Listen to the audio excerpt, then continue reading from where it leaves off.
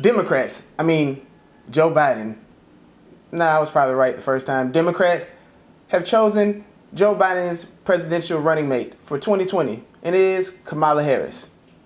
I'm your host, TJ Evans, and this is the TJ Evans Show.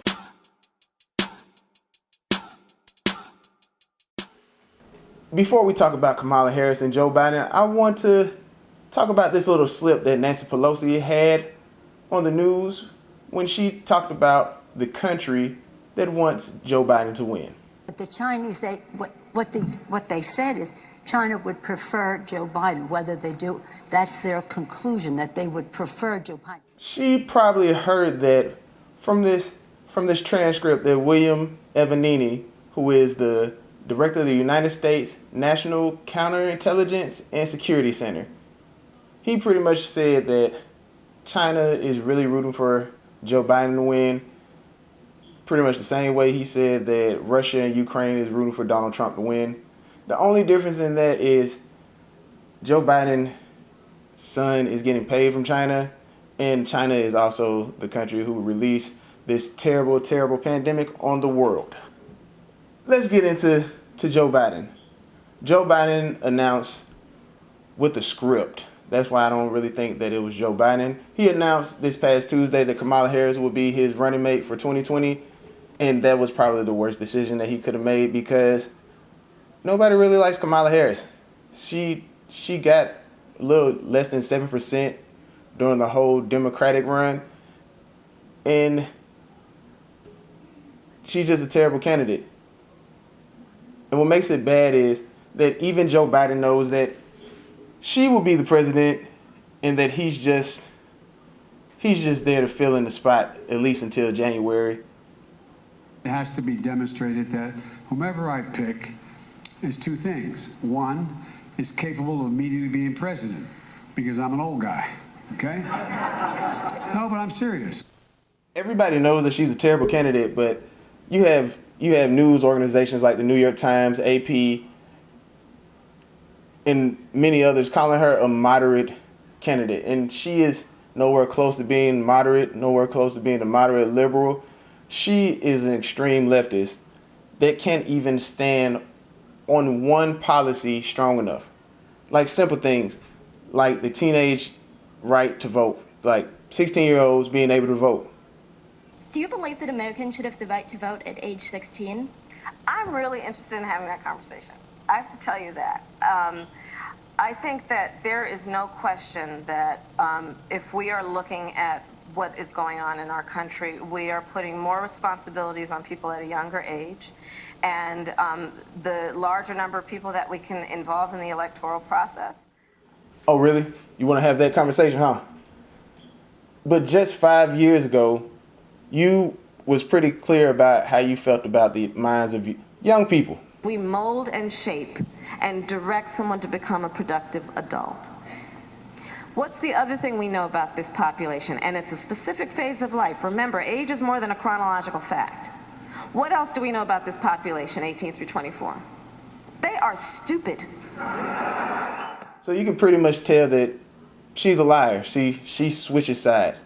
Not on all issues, like she still has a problem with pro-life movement. She's all for abortion. There's pretty much nothing on the table about abortion that she won't turn down. Even abortions after birth, which is the same as infanticide. But that's cool. That's just what leftists talk about. Now, I don't really want to get into the whole fact that she came into politics by sleeping with a higher ranking member. I won't say his name. But she just seems like the epitome of a politician. I won't even talk about the simple fact that she joked about smoking weed on the Breakfast Club. Like she had a pretty big laugh about it. And if you don't know what I'm talking about, it's this. Statement very clear. I believe we need to legalize marijuana. Have you ever smoked? I have. Okay. Like And I inhaled. I did inhale. It was a long time ago. But yeah. Oh, that's pretty funny. Like she used to smoke weed back in the day. It was cool. But then for some reason, she locked up over 1,500 people for marijuana charges. Now, I'm not saying that all of them were good guys. All I'm saying is it seems a little hypocritical that you're joking and laughing about it, and you locked up a lot of black men because of this. In the most liberal state in the country. Like, you're allowed to smoke weed in California, and never mind. That's neither here nor there. But Tulsi Gabbard, during the Democratic nominations, in the debate, she pretty much came for Kamala Harris for this specific issue. And Kamala was left speechless. Senator Harris says she's proud of her record as a prosecutor and that she'll be a prosecutor president, but I'm deeply concerned about this record. There are too many examples to cite, but she put over 1,500 people in jail for marijuana violations and then laughed about it when she was asked if she ever smoked marijuana. She blocked evidence. She blocked evidence that would have freed an innocent man from death row until the courts forced her to do so. She kept people in prison beyond their sentences to use them as cheap labor for the state of California. And she fought to keep cash bail system in place that impacts poor people in the worst kind of way. I just find it pretty hilarious for the simple fact that the left is choosing to vote for someone like for Kamala Harris when she was quote unquote the top cop. And I know a lot of things right now going on where the left really don't like police. So it's going to be kind of hard for her to come through and have enough good things to say to get those votes. I kind of think this was one of the biggest mistakes in politics by the left for actually getting Kamala Harris. It makes it seem like they don't want to win, even though I know they do, but it just seems like they don't.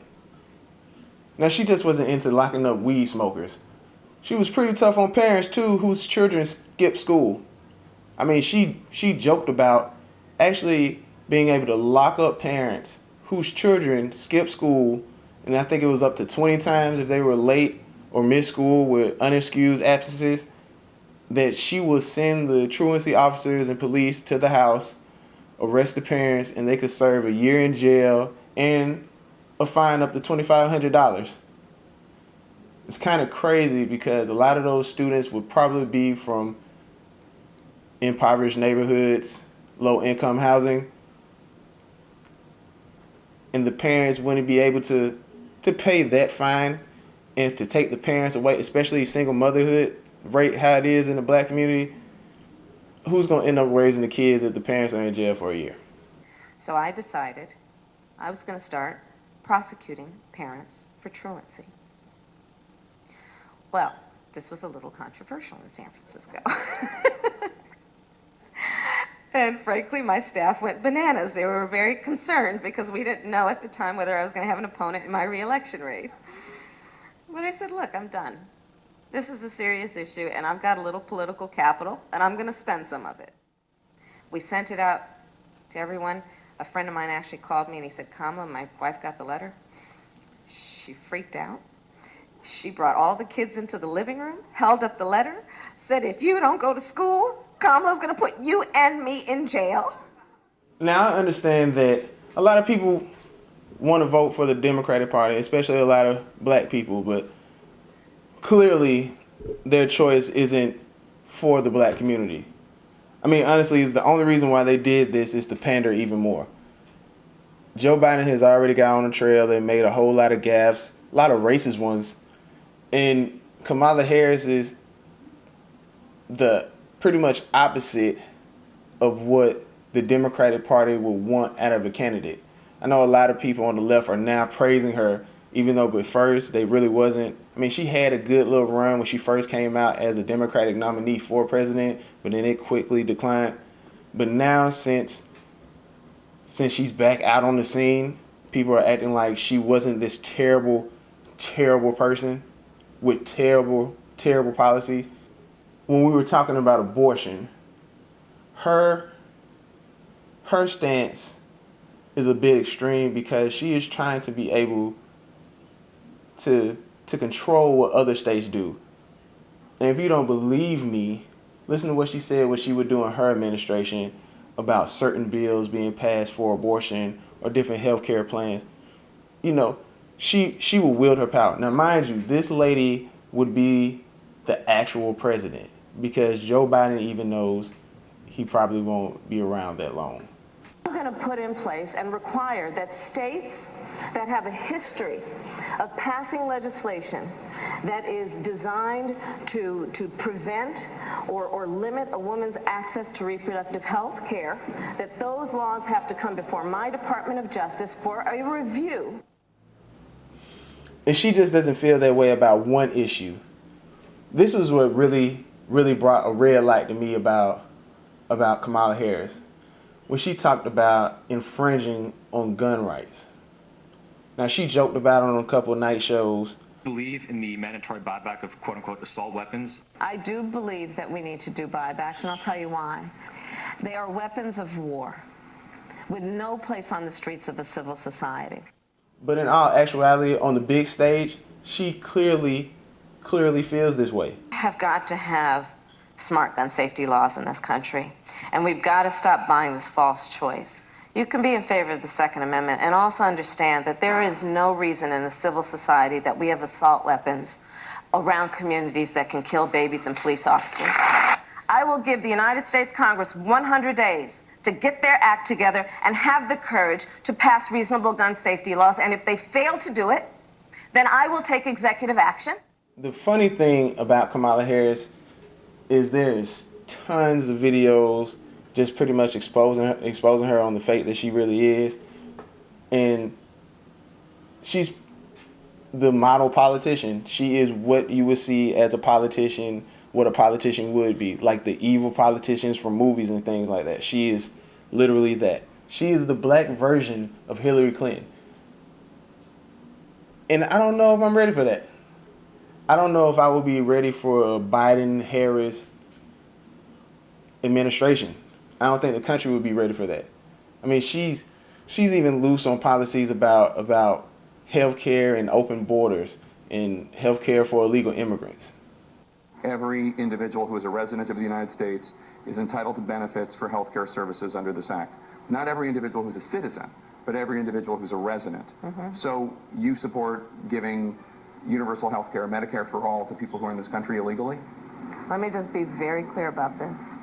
I am opposed to any policy that would deny in our country any human being from access to public safety, public education, or public health, period. She probably wouldn't be the best running mate.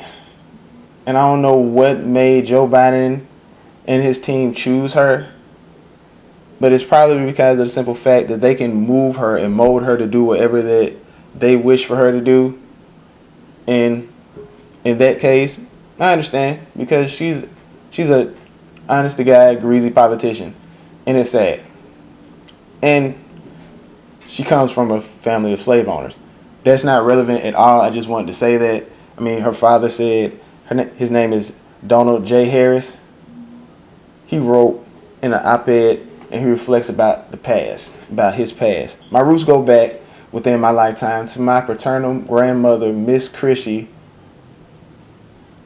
Brown, descendant of Hamilton Brown, who is on record as plantation and slave owner, founder of Brownstown, and to my maternal grandmother, Miss Iris, farmer and educator from Town. So that's cool. That's just cool. I just figured that was something cool. You know, that's what the left wants. That's what they're going to get. She pretty much is the epitome of what they detest. And they get what they deserve. Personally, I don't even see how Joe Biden picked her, especially after all the crazy things that she said during the Democratic run for president. I mean, I can understand having disagreements on policies and stuff like that. Like, people work with Trump who were in the debate with him, and they worked with him in, well, a little bit, because he said a couple of personal remarks. But it wasn't other than the Ted Cruz one when he said that Ted Cruz's father helped with the John F. Kennedy assassination. But he didn't go after Ted Cruz's character.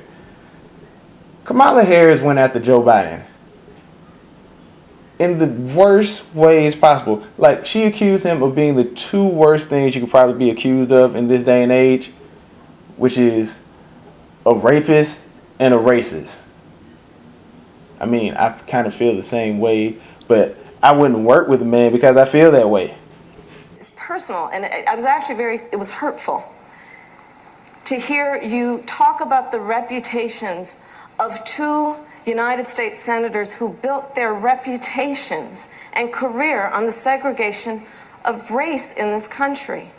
And it was not only that, but you also worked with them to oppose busing. And, you know, there was a little girl in California who was part of the second class to integrate her public schools. And she was bused to school every day. And that little girl was me. I believe them, and I respect them being able to tell their story and having the courage to do it. Do you believe that the vice president should enter this race? Oh, he's going to have to make that decision for himself. I don't know what kind of conversation they had to mend that bridge, but it had to be a great one with a lot of people involved, because it's kind of hard for me to get over the fact that you called me a racist rapist. What? Not in the same sentence, but a racist and a rapist. But, you know, Joe Biden probably forgot that she said it because he's not all the way there. I can't wait for the debates. And I hope y'all watch them with extreme clarity. Like, I want y'all to be focused on the words and the things that people say. Take notes. This is probably going to be one of the greatest things that you've seen on TV. I'm your host, TJ Evans, and this is the TJ Evans Show. Have a good one. She was my number one pick. I mean, she was, as they would say, because hopefully you'll start college football, she was my number one draft pick. And we'll see how she works out. She did very, very poorly in the primaries, as you know. She was expected to do well. And she ended up at right around 2%. And spent a lot of money. She had a lot of things happening, and so I was a little surprised that he picked her.